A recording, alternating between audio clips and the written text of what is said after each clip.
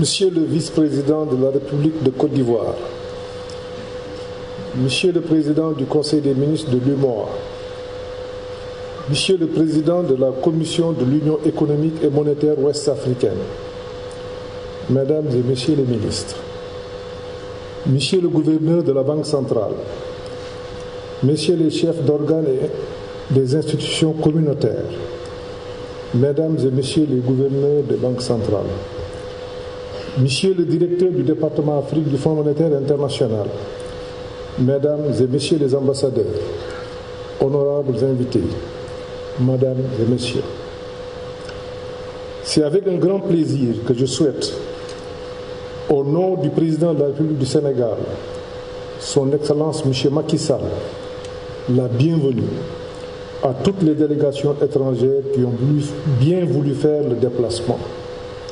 Son Excellence M. Macky Sall avait bien voulu être avec vous tous, ici, aujourd'hui, pour partager ce moment historique de la célébration du 60e anniversaire de l'Union monétaire ouest-africaine et de la Banque centrale des États de l'Afrique de l'Ouest, la BCEAO. Ainsi, en son nom, je tiens à exprimer mes chaleureuses salutations au vice-président de la République de Côte d'Ivoire, M. Thiemoko Meïlé Koné, ancien gouverneur de la Banque centrale.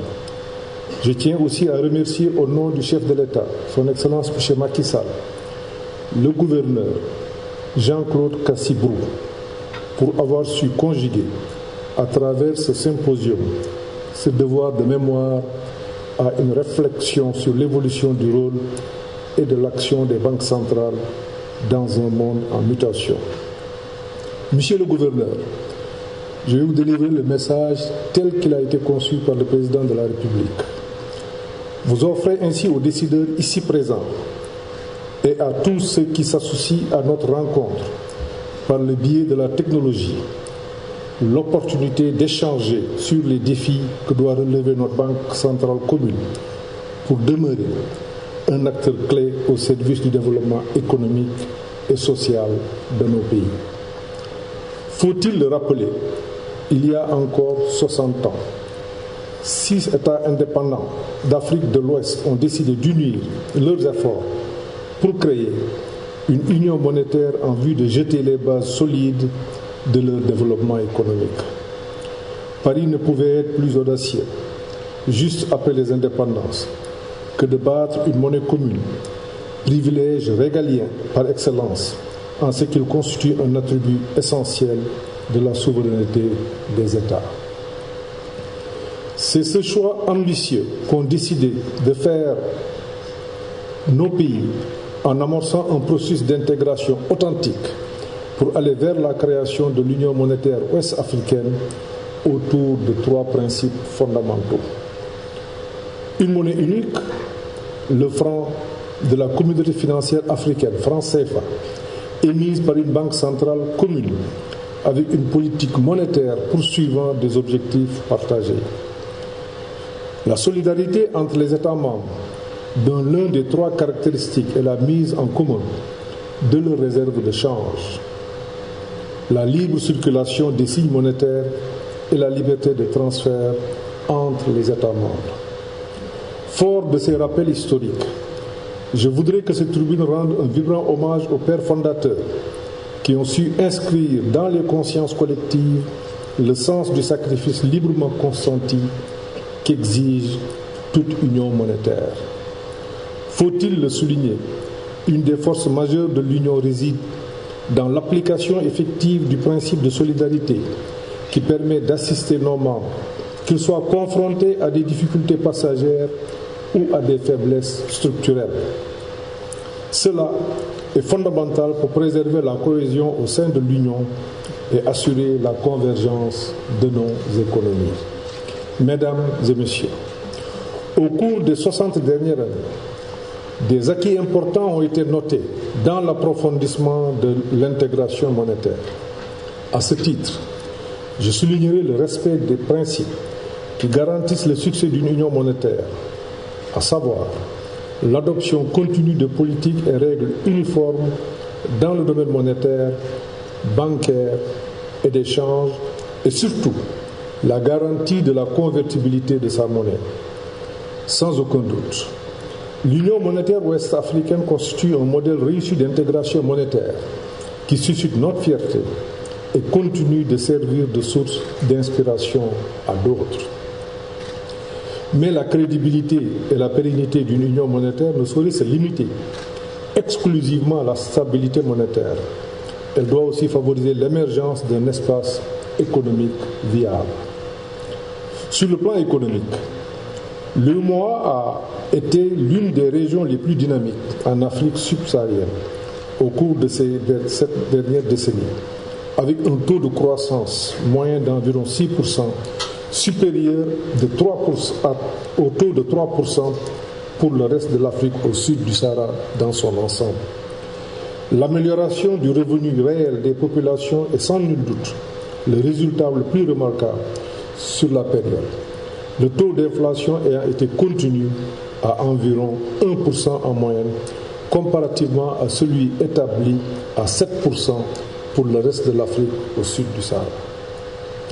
Les réformes engagées par nos États au cours de ces dernières décennies ont, à n'en pas douter, permis d'obtenir ces résultats. Ces performances montrent la dynamique de l'émergence que la dynamique de l'émergence de nos pays est bien engagée, malgré les effets des crises que connaît le monde depuis maintenant 3 ans. À la faveur de l'exécution des programmes nationaux de développement engagés dans nos pays, à l'instar du plan Sénégal émergent, les économies de l'UEMOA ont pu relever le pari d'accélérer le rythme de croissance.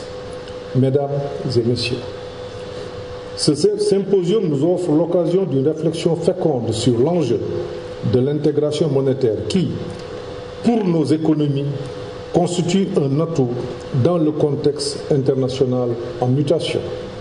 L'environnement dans lequel nous vivons connaît des évolutions de tous ordres, peu propices aux actions solitaires et non concertées.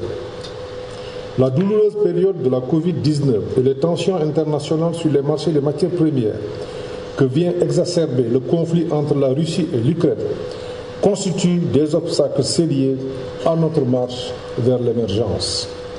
Il s'y ajoute des défis sécuritaires qui concernent la région du Sahel, ainsi que les conséquences des changements climatiques auxquels les pays en développement restent les plus exposés. Dans un contexte où les États et les banques centrales sont confrontés à des défis de plus en plus complexes, l'inflation galopante constitue de nos jours le principal facteur d'incertitude sur les perspectives économiques mondiales. Il s'agit d'une préoccupation majeure puisqu'elle érode le pouvoir d'achat des ménages et crée un surcoût pour l'investissement. Pour la Banque centrale, dont le mandat reste essentiellement lié au maintien de la stabilité des prix, ce défi fondamental doit être relevé. À cet effet, la Banque doit poursuivre ses ambitieux chantiers de réforme en mettant l'accent sur les efforts de modernisation du cadre de la politique monétaire. Elle pourrait également s'inspirer de l'expérience internationale des politiques innovantes qui ont fait leur preuve dans la lutte contre l'inflation. Quant au gouvernement, ils doivent continuer à intensifier leurs efforts en vue d'améliorer la productivité des facteurs, d'élargir et de diversifier les bases de la production de tous les secteurs, qu'ils soient publics ou privés. Le financement de nos économies constitue également une préoccupation majeure. Comment concilier la nécessité d'une stabilité macroéconomique et monétaire renforcée avec l'impératif du maintien des dépenses sociales essentielles et l'urgence de la relance économique? En réponse à cette question, je voudrais partager quelques axes de réflexion en vue de favoriser un meilleur financement adéquat de nos économies et renforcer la crédibilité de notre monnaie commune. Premièrement, le renforcement de la coordination entre les politiques budgétaires et la politique monétaire commune qui contribue à la stabilité des prix et au soutien à la croissance. Bien entendu, la soutenabilité budgétaire exige une capacité de réaction commune pour faire face à la vulnérabilité des chocs. Deuxièmement, face aux défis du changement climatique, La Banque centrale pourrait également contribuer à mieux identifier les risques financiers liés au climat sur le marché. À cet effet, elle doit veiller à la prise en compte de ces risques de manière adéquate en agissant en tant que catalyseur pour la transition verte du système financier. De ce fait, elle pourrait soutenir la politique climatique sans courir le risque de dépasser le cadre de son mandat. Enfin, la diversification des sources de financement des économies constitue une piste à explorer. Dans ce cadre, la finance islamique offre des opportunités importantes pour répondre aux besoins de financement des États. Les thématiques inscrites à l'agenda nous offrent l'opportunité d'échanges approfondis sur les solutions à apporter à ces problématiques majeures. Mesdames et messieurs, les perspectives économiques s'annoncent sous de bons auspices pour les États membres de l'UEMOA, dont certains prévoient des taux de croissance à 2 chiffres dans un futur proche. Le maintien de cet élan est indispensable dans un environnement où la demande sociale est forte, avec une frange encore plus importante de nos concitoyens dont le relèvement du niveau de vie reste une priorité. Les efforts publics d'investissement et les initiatives privées devraient être intensifiés en vue de moderniser l'agriculture, d'améliorer l'offre énergétique, de relever le niveau d'éducation et de promouvoir l'emploi des jeunes.